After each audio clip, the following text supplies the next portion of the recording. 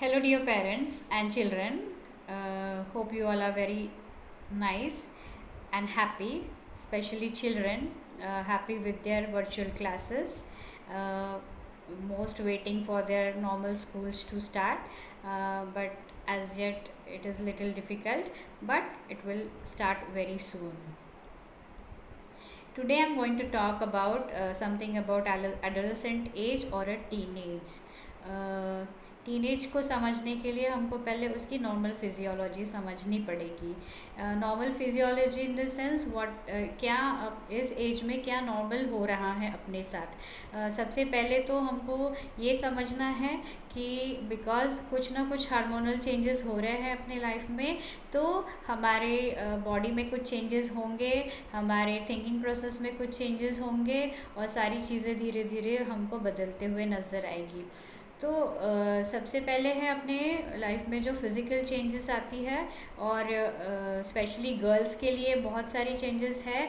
जैसे बॉडी के शेप में चेंज हो जाता है, बहुत सारे सेकेंडरी सेक्सुअल कैरेक्टर्स का डेवलपमेंट शुरू हो जाता है. और इस वाले एज में एक मेजर चेंज आता है जो मेंस्ट्रुअल साइकिल होता है उनका. तो गर्ल्स का मेंस्ट्रुअल साइकिल शुरू होता है at the age of 10, maybe little early also sometimes. 10 to 13 or 14 years of age. It differs from person to person. So this is one of the phase which is little challenge for a girl to face. Nowadays I see girls handling it very boldly and outstandingly, but some girls may face problem with it.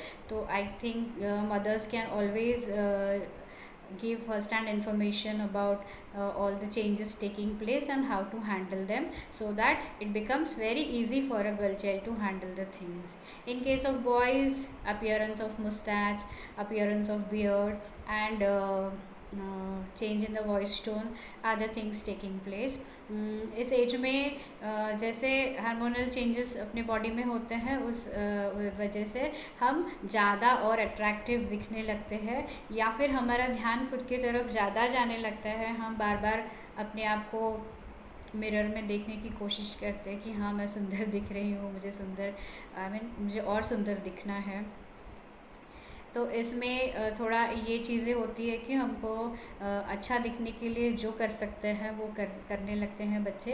जैसे fashionable clothes पहनना, अलग अलग variety के clothes पहनना, और sometimes girls को हो जाता है कि मैं लिपस्टिक लगा के देखूँ, आईलाइनर लगा के देखूँ. All this things are very much normal in the life of a girl.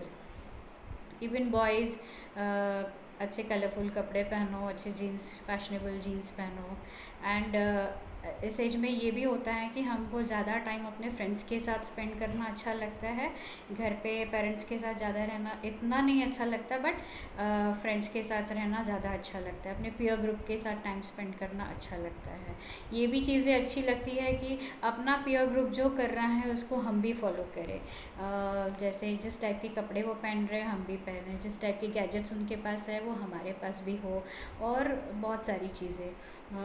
Comparison में ये भी चीज़ें होते हैं कि एक आध अपने फ्रेंड की गर्लफ्रेंड है, या एक आध अपने फ्रेंड का बॉयफ्रेंड है, तो शायद मेरा भी बॉयफ्रेंड होना चाहिए या मेरी भी गर्लफ्रेंड होनी चाहिए. इस हद तक हम अपने फ्रेंड्स को कॉपी करने की कोशिश करते हैं.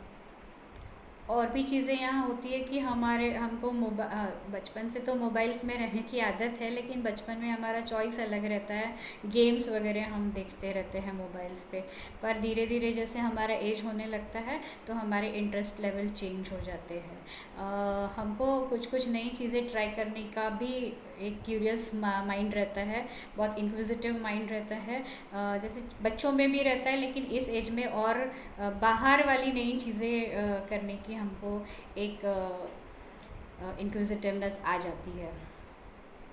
तो जैसे फॉर एग्ज़ाम्पल अगर घर पे पापा या कोई अंकल या मामा कोई भी अपने आसपास में स्मोक कर रहा है, तो एक आउट ऑफ क्यूरियोसिटी देखे कि कैसा फील होता है, चलो अपन भी करके देखते हैं. और फ्रेंड्स के साथ मे बी एक आध बार कर भी लेते हैं. तो एक आध बार ट्राई करना अलग बात, लेकिन उसकी आदत पड़ जाना गलत बात.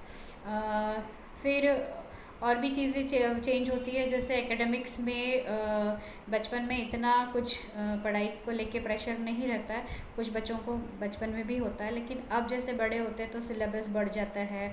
फिर और भी चीज़ें ऐड हो जाती है, मतलब ग्रेड्स का प्रेशर ऐड हो जाता है। फिर धीरे धीरे करके हमको ऐसा हर लोग ये पूछने लगते हैं कि आप बड़े होके क्या बनना चाहते हो, क्या कोर्स लेना चाहते हो। वो सारी चीज़ें हम सोचने लगते हैं कि अब क्या 10th के बाद क्या। ये एकेडमिक प्रेशर भी अपने लिए बढ़ जाता है, और ग्रेड्स का टेंशन भी बढ़ जाता है। अपने पीयर ग्रुप के कंपैरिजन में अपने को अच्छे मार्क्स मिले, इसका भी टेंशन बढ़ जाता है। तो ये सारे टेंशन्स धीरे धीरे करके ऐड होने लगते हैं अपने लाइफ में। बाहर फ्रेंड्स के साथ घूमना फिरना अपने को अच्छा लगता है, लेकिन घर पर पेरेंट्स बोलते रहते हैं कि ज़्यादा टाइम बाहर स्पेंड मत करो, जितना घर जल्दी हो सकते हो घर आ जाओ, वगैरह वगैरह। तो पापा मम्मी का प्रेशर घर पे अलग, और बाहर फैशन वर्ल्ड में पीयर ग्रुप का प्रेशर अलग। फिर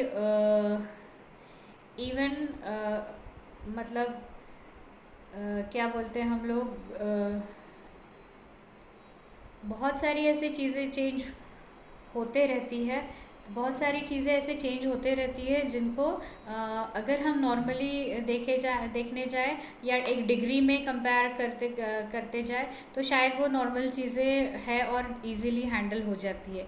लेकिन एक स्मॉल लाइन ऑफ डिमार्केशन है जिसमें अगर नॉर्मल से थोड़ी एग्जैजरेटेड फीलिंग्स है, मतलब बिहेवियर में भी वो रिफ्लेक्ट हो रही है, तो ये लेवल है जहाँ पेरेंट्स का इंटरवेंशन अपने बच्चों के लिए बहुत ज़रूरी है। अगर बच्चे ऐसे होते हैं बचपन से कि हम उनको जो सिखा रहे हैं वो नहीं सीखेंगे वो, लेकिन वो जो ऑब्ज़र्व कर रहे हैं वो चीज़ें सीखने की उनकी ज़्यादा पराकाष्ठा रहती है। तो जैसे अगर घर पे मम्मी पापा किसी वजह से झगड़ा हो रहा है, कॉन्फ्लिक्ट्स हो रहे हैं, तो बच्चे ऑब्ज़र्व करके सीखेंगे कि अगर कोई चीज़ अपने को अच्छी नहीं लग रही तो झगड़े में उलझ जाओ या कॉन्फ्लिक्ट्स शुरू कर लो, या उसमें ही बैक आंसरिंग सीख जाते हैं, उसमें ही एक रिबेलियस टेंडेंसी उनमें आ जाती है, कभी कभी स्टबर्ननेस आ जाता है। कभी कभी हमेशा के पेरेंट्स के अगर झगड़े वो देखते हैं तो अपने आप में एक लो सेल्फ एस्टीम के शिकार होने लगते हैं, या फिर कॉन्फिडेंस लेवल कभी कभी लो हो जाता है। घर पे अगर मम्मी पापा को देख रहे हैं कि बड़ों की रिस्पेक्ट नहीं कर रहे, बड़ों के का लिहाज रख के बात नहीं कर रहे, शायद वो चीज़ वो धीरे धीरे सीखने लगते हैं। फिर पेरेंट्स को भी परेशानी होने लगती है कि अरे ये अपने से अच्छे से बात नहीं करता है, बैक आंसर करता है, बड़ी ज़िद करता है। गुस्सा आना इस एज में नॉर्मल है, थोड़ा इरिटेशन लेवल रहना नॉर्मल है, लेकिन जब इसका डिग्री बढ़ जाता है, 3rd डिग्री में उसको धीरे धीरे एग्रेसिव होने लगते हैं बच्चे या वायलेंट होने लगते हैं, तो फिर पेरेंट्स की मदद की 100% ज़रूरत है इस लेवल पे। जैसे अगर हम देखा जाए तो स्क्रीन टाइम भी बहुत स्पेंड होता है बच्चों का, जैसे मोबाइल्स पे है या इंटरनेट पे है। थोड़ा बाउंड्रीज रख के अगर बच्चा अपनी बात मान के बाउंड्रीज रख के चल रहा है तो well and good, but extensively अगर ज़्यादा टाइम स्पेंड कर रहा है वो, तो हो सकता है कि कुछ अनवांटेड साइट्स में वो चला जाए और वो ओपन करे, और ऐसे में बड़ा एक्साइटमेंट हो जाए और कुछ गलत स्टेप्स उठाए वो बच्चा। तो इस लेवल पे हमको ये समझना है कि बच्चों को रिलेटेड टू सेक्स भी हमको एजुकेशन देना है, और बहुत सारी चीज़ें हैं उनको बतानी है इस बारे में, और स्पेशली गर्ल्स को कि अगर वो बाहर जाते हैं तो उनके सेफ्टी मेजर्स क्या क्या होने चाहिए, इसके बारे में अपने को गर्ल चाइल्ड को 100% एजुकेट करना चाहिए। क्योंकि आजकल का माहौल हम लोग देख रहे हैं कि it is not really very good for any of the child to go out alone, maybe also in group we see what are the incidences happening outside.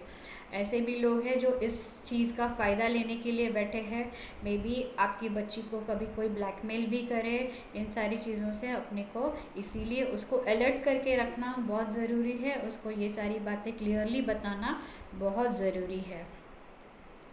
और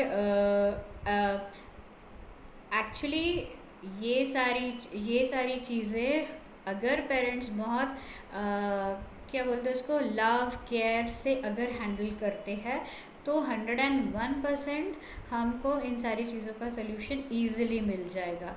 जस्ट इन केस बच्चा अगर आके honestly कुछ confess करता है आपसे, जो भी उसकी गलती हुई हो बाहर, और वो आके आपको अगर बताता है, तो उसकी बात पेशेंटली आप सुने.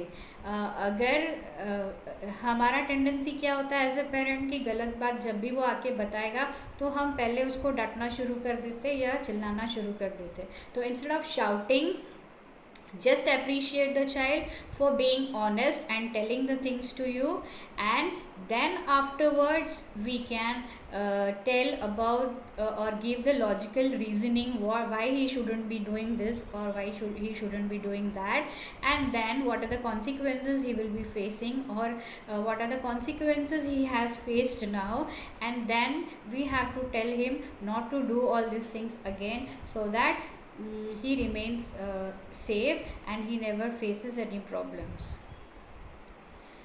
So because of that, what will happen, the child will start building a relation of trust with you, and they can come and talk to you about any health things going out in their life.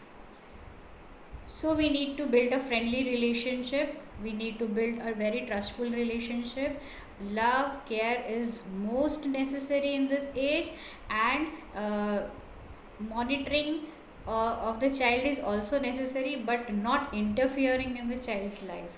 Monitoring externally, unknowingly also, and sometimes many of times spending a quality time with the children itself solves many problems.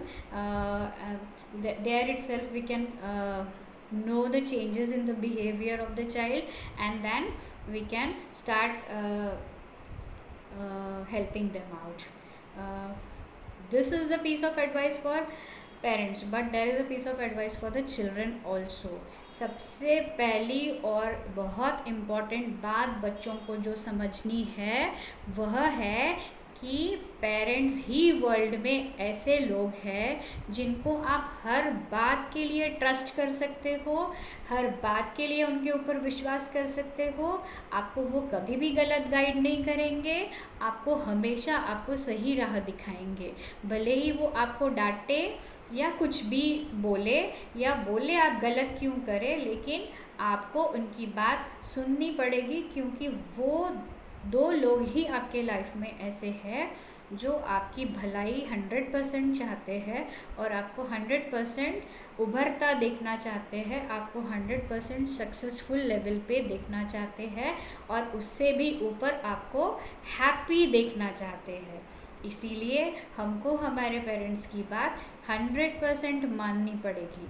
बाहर आपके साथ जो चाहे हो जाए, आपको 100% आके उसको अपने पेरेंट्स के साथ शेयर करना है. And I am sure that your parents are going to help you out for taking out the solution from that problem.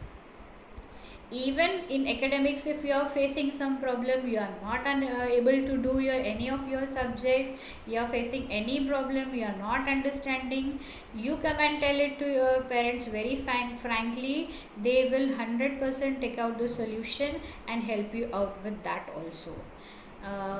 And it is my strong request to all the parents as well as the children. Children are in the age of understanding the things and knowing the things, so that if they are not able to solve the problem at their own level, kindly go and take the professional help, so that the things become more easier to understand and more easier to be dealt with.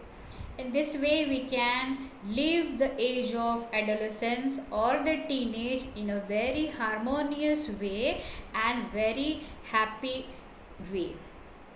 And childhood and the adolescent age both have their impressions in our entire life, in our future also. Whatever decisions we take, whatever personality we make, is all because of the impressions we had in childhood as well as the adolescent or the teenage group.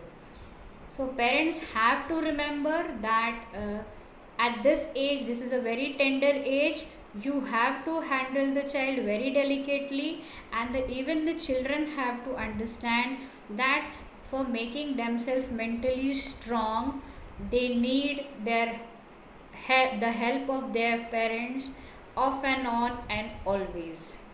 So take care and be happy. Thank you.